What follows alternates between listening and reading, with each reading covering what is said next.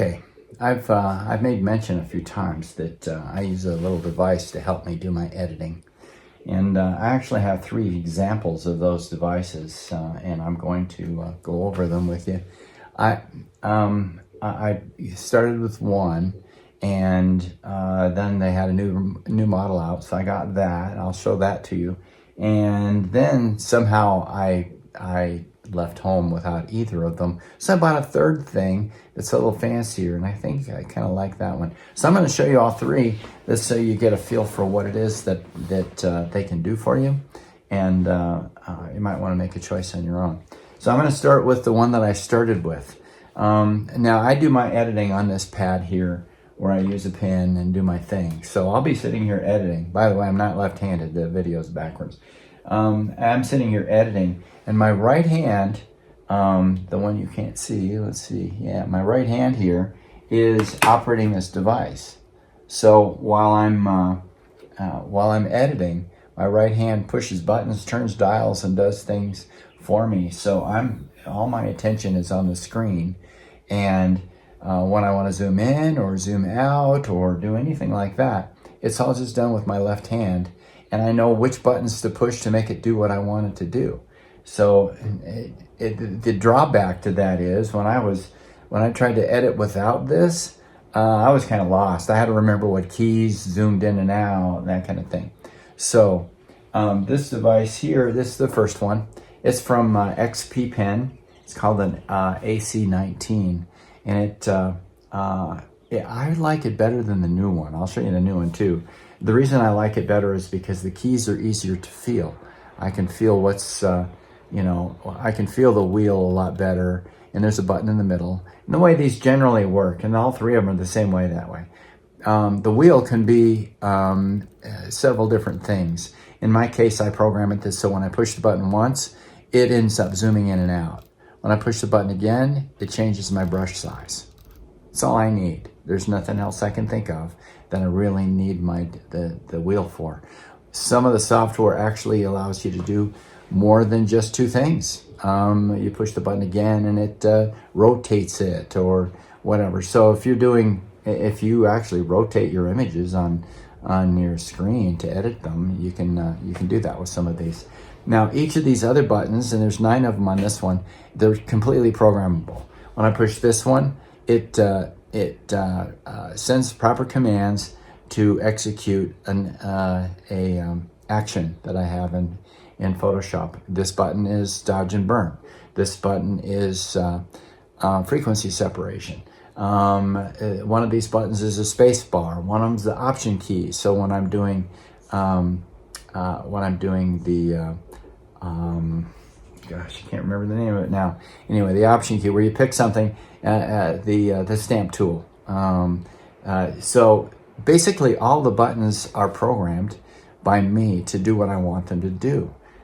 Give you a little warning right now that when you do that, remember that take good care on how you program those buttons, because whatever you do, that's the way they need to be forever, because that's the ones you'll learn.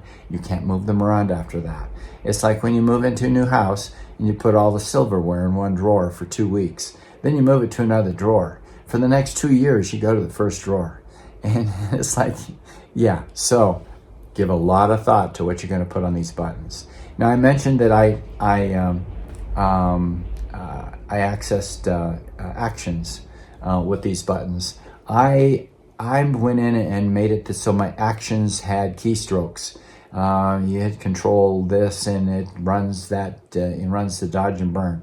And so I told this key to do that, and that's what it does. Okay, so it's very simple. It has a little, its own little fob thing that you plug into the computer, and then they work back and forth. They run for usually a month or 2, even at my editing rate, which is a lot. And it's simple. And I think the price is around 50 or 60 bucks. Now this may be discontinued because they came up with their new one, and they're even including it with a lot of their things now. You can tell right away that this one, if you're not looking at it, it's a lot harder to tell what's where. The buttons are still kind of there, but the wheel's off to one side, and it's like, where's the button in the wheel? It's all very, very flush. So it's okay. Some people would be fine with it. I mean, obviously, they've used this one for a couple of years now, so XP Pen hasn't gotten any complaints, and it's fine.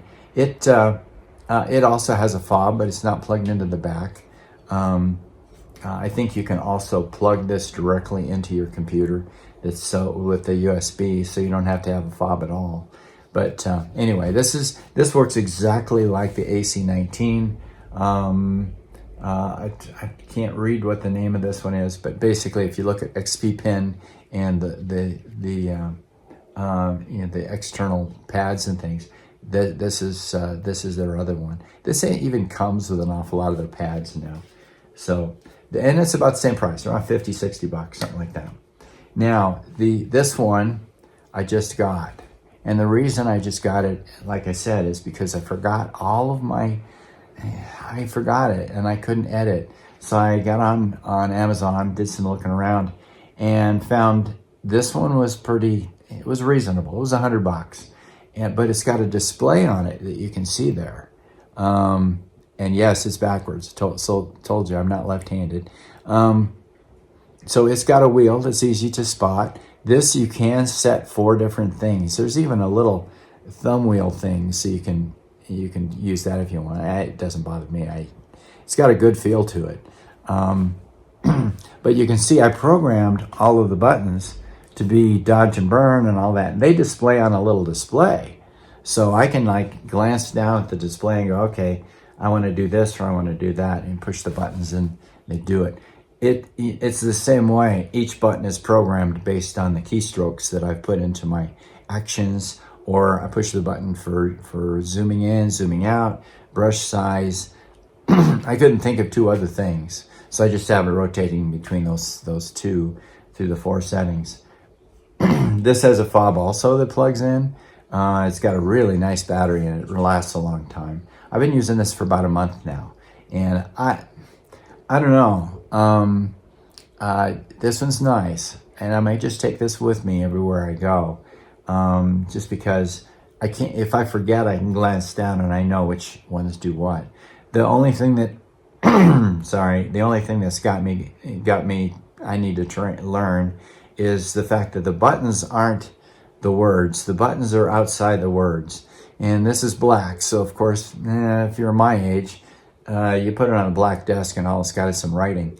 So I'm getting a feel for where to press to execute those. But it's worked perfectly every time. No problems. Very smooth. Like I said, it's about $100. And let's see, the name on it is in block, of course. Xenus Labs. XENCE Labs. I'll put links with this video so you can see. You can just click on it and see all of these. But this is what I use, and I'll tell you, one of these, I've got 2 of them because I've got 2 homes, so I've got 2 of just about everything. I wore the crap out of it. I mean, I'm sure it's pretty worn on the buttons because I just do it. When I sat down to edit without one of these, my left hand started doing things, I like searching for it on the table, because my left hand knows how to do all those things, and I don't even have to think about it. It's a little bit like when you go to do a shoot, and you don't have to go to the manual to figure out how the camera works. You go, oh, let's see, it should be about f8, and you may be off a little, but you're close, and boom, and you go from there. Well, this helps with that a lot. I'd say my editing went from 20 to 30 minutes for an image to 10 to 15, because I don't have to be looking around or searching on the keyboard for buttons. This just does it for me. So my suggestion is, if you do a lot of editing, whether you like editing or not, if you don't like editing, you're going to be doing less of it. If you like editing, you can do more of it with less work. So it seems like a win-win to me. You're welcome to send me questions if you've got any, but works great. And again, this is an XP in case anybody's curious, this is an XP Pen tablet. It's 24-inch Pro. I think they call it Artist Pro. I literally wore one out. It took 3 years, but it just stopped working right. But they're only, when they're on sale, they're about $800, which is far cheaper than most of them. There's a couple of other competitors out there too. But see, I can go in here and I can actually, when I'm dodging and burning, I'm literally dodging and burning right on the picture. It makes me feel like more like an artist when I'm actually working on it itself. And you know, the hand-eye coordination thing, watching it on a screen and going, that works. I mean, I did that for years, but and I didn't do this for years because all I could afford was the small ones, and the small ones didn't work with my eyesight that well. So anyway, that's what this is. It's a 24-inch Artist Pro. It's not yours. If you got one, it's not going to look like mine. They change models every 15 minutes, like anything else going on in technology out there. So anyway, there you go. There's my little widgets or gadgets that I use. Like I said, if you have any questions, let me know. But it's pretty simple. The hard part is deciding how to program things. And knowing full well that whatever you decide on, that's the way it's got to be on everything from that point on. If you move something, it's going to take you years to get used to that. So anyway, have fun, enjoy your editing, and visit my site if you haven't already, DaveKellyArtistics.com. And I've got classes there, and an awful lot of my art is there. So talk to you later. Have a good one.